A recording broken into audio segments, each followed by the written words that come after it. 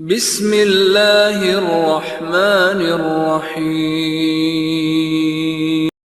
ایک بھائی کا سوال ہے کہ کیا غیر اسلامی ملک میں تنظیم اہل حدیث کے امیر کے لیے بیعت کرنا کیسا ہے؟ بعض لوگ بیعت نہ کرنے کو جاہلیت کہتے ہیں، وضاحت فرمائیں۔ دیکھیے اس سلسلے میں نا یہ میں سمجھتا ہوں کہ یہ کیا کہا، تنظیم اہل حدیث کے امیر کے لیے بیعت کرنا، بیعت جو ہے نا وہ کہاں کہاں ہوتی ہے دین کے اندر، شریعت کے اندر، اسے جاننے کی ضرورت ہے۔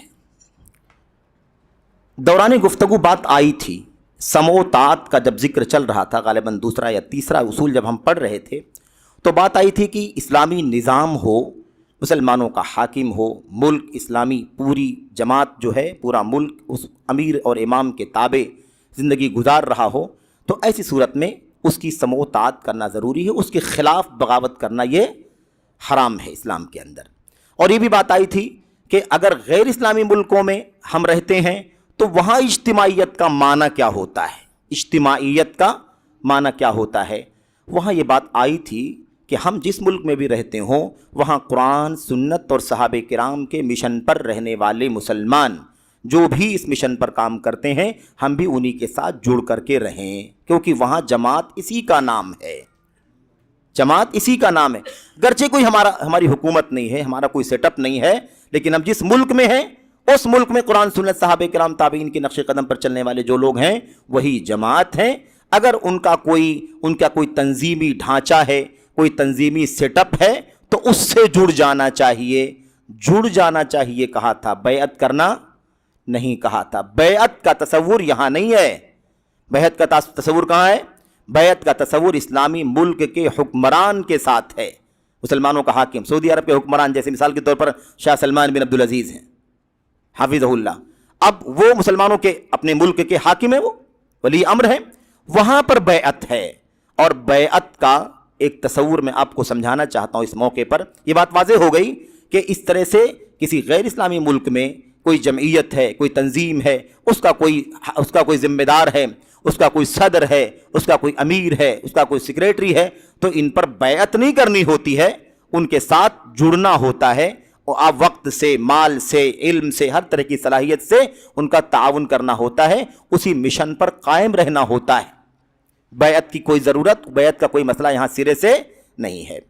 اسلامی ملک کا حاکم جب ہوتا ہے تو بیعت ہوتی ہے، ٹھیک ہے، لیکن وہ بیعت ایسے نہیں ہوتی جیسے ہمارے غربا کے بھائیوں کے ہاں بیعت ہوتی ہے، کہ بیعت باقاعدہ یہ جمعیت اور تنظیم غربا اہل حدیث کا جو کہہ لیجیے صدر ہوتا ہے یا امیر ہوتا ہے، اس کی حیثیت ان بھائیوں کے یہاں وہی ہوتی ہے جو پورے اسلامی ملک کے حاکم کی حیثیت ہوتی ہے، یعنی امیر جمعیت جماعت نہیں بلکہ امیر المومنین کی حیثیت ہوتی ہے، خلیفۃ المسلمین کی حیثیت ہوتی ہے۔ یہ جو طریقہ چل پڑا ہے اس کی شریعت اسلامیہ میں کوئی گنجائش نہیں، کوئی دلیل نہیں۔ کہاں کون سا نظام قائم کیا گیا بھائی جس بنیاد پر امیر المومنین کہا گیا؟ کہاں اسلامی حکومت قائم ہو گئی؟ کہاں اسلامی حدود نافذ کر دیے گئے؟ ہے کہ نہیں؟ کہاں ہے سب؟ یہ کون سا نظام نافذ ہے؟ تو اب سوسائٹی، کمیٹی اور ایسے ہی کیا نام ٹرسٹ بنا لیا جائے تو صدر کے ہاتھ پر سب بیعت کریں گے؟ اس کے ممبر ہیں، کمیٹی جو بن گئی ہے اس کے ممبر ہیں وہ۔ تو یہ طریقہ شریعت اسلامیہ سے بالکل بھی مستند نہیں ہے، غیر مستند ہے، غیر معتبر ہے، اس کی کوئی دلیل نہیں ہے۔ پھر ایک بات میں آپ سے اور عرض کرنا چاہتا ہوں، جہاں اسلامی ملک کا حاکم ہوتا ہے اور اس کے ہاتھ پر جب بیعت ہوتی ہے نا، یہ سنت کی بیعت ہے، صحیح بیعت ہے، تو وہاں پر جو طریقہ سنت کا ہے وہ یہ نہیں ہے کہ پورے ملک کی رعایا 10 لاکھ 20 لاکھ 50 لاکھ 2 کروڑ 4 کروڑ اب آئے اور 2-4 مہینے 6 مہینے اس کے ہاتھ پر سب آ کر کے بیعت کریں۔ یہ طریقہ نہیں سنت کے بیعت کا۔ بیعت کا طریقہ اسلامی حاکم کے ہاتھ پر کیا ہوتا ہے؟ ارباب حل و عقد بیعت کرتے ہیں۔ ارباب حل و عقد وہ 10 20 50 100 200 ہو سکتے ہیں، اس سے زیادہ نہیں ہو سکتے کہ وہ پوری رعایا بیعت کرے، ایسا نہیں ہوتا۔ ارباب حل و عقد جو بڑے ذمہ داران ہیں، بڑے علماء ہیں، بڑے قائدین ہیں، اور ایسے ہی مثال کے طور پر حرمین شریفین کی مثال کے طور پر ائمہ ہیں، ایسے جو بڑے اور نمائندہ شخصیات ہوتی ہیں نا، جو اصل ہیں ملک کا، ان کے ہاتھ پر بیعت کر لیں گے اور عوام کی بیعت ان کے تابع ہوگی. یعنی انہوں نے کر لیا تو سمجھ لو کہ عوام کی بھی بیعت ہو گئی. اور جہاں تک رہی بات اس مسئلے کی کہ عورتوں کے ساتھ بھی بیعت کا سلسلہ چلتا ہے، بھی اللہ کے نبی علیہ الصلوۃ والسلام نے کبھی بھی عورت کے ہاتھ سے ہاتھ لگا کر کے بیعت نہیں کی ہے. یہ بیعت کی ایک شکل پر بات ہو رہی ہے. اب ایک شکل اور بتا رہا ہوں میں آپ کو. دوسری شکل جو شریعت کے اندر بیعت کی ہے، دوسرا موقع، وہ یہ ہے اسلام لانے پر، اسلام پر بیعت کرنا، اسلام کی پابندی پر بیعت کرنا. یہ اللہ کے نبی علیہ السلام جو اسلام لاتے تھے، مسلمان ہوتے تھے، مرد عورتیں اللہ کے نبی علیہ السلام بیعت لیتے تھے. مردوں سے ہاتھ پر ہاتھ رکھ کر کے بیعت ہوتی تھی، شرک نہیں کریں گے، کفر نہیں کریں گے، چوری نہیں کریں گے، زناکاری نہیں کریں گے وغیرہ، اس طرح کی بیعت ہوتی تھی. اور مردوں کے علاوہ عورتوں کی جو بیعت ہوتی تھی وہ بالکلام، بات کے ذریعے سے ہوتی تھی، زبان سے. اللہ کے نبی علیہ السلام نے ما مست یدہ ید امرأۃ قط، اللہ کے نبی صلی اللہ علیہ وسلم کا ہاتھ کبھی کسی خاتون کے ہاتھ سے نہیں چھوا. اور اللہ کے نبی صلی اللہ علیہ وسلم بالکلام، زبان سے بیعت کرتے تھے.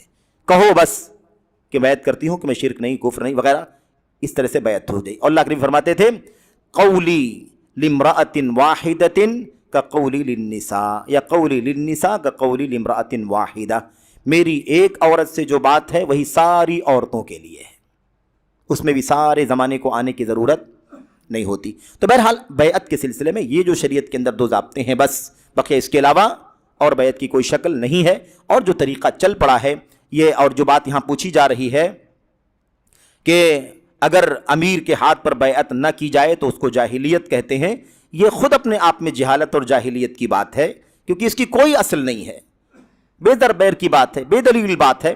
اللہ کے نبی علیہ السلام کی سنت میں بیعت کی کوئی شکل ایسی موجود نہیں ہے کہ جگہ جگہ کوئی آدمی سوسائٹی بنا لے، کوئی کمیٹی بنا لے، کوئی 10 لوگ اگر ٹرسٹ بنا لیں تو اب صدر کے ہاتھ پہ سارے لوگ بیٹھ کر کے بیعت کریں.